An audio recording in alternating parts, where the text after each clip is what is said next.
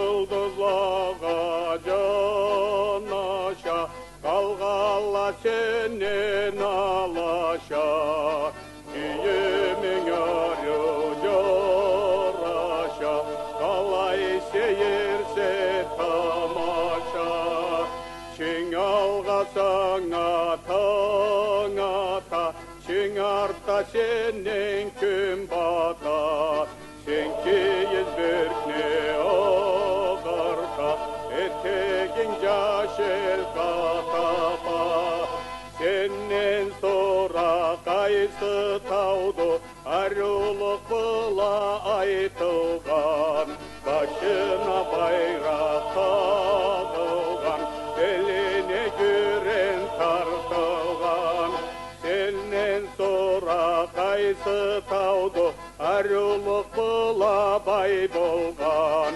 Başı kış bolup, beli yaz bolup, eteklerinde cay bolgan.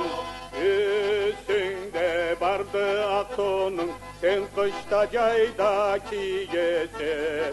Gün bozulur da tebrese, koran eterge süyese.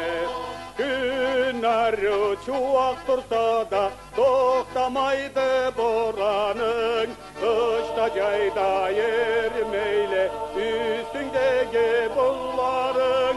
Kış aylanı kılıçısa yay aylanı salkının. Yumuşaklık etmesen incitirikse halkının.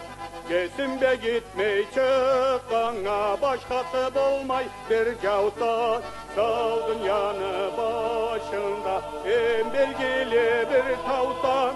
Tögeregine toğay otlayla altın yüzlü kiyikle. Seni başına çık Allah, bögekle bilacı gitler. Moskva'dan kursa bayla, gelip seyirge karayla. Oyna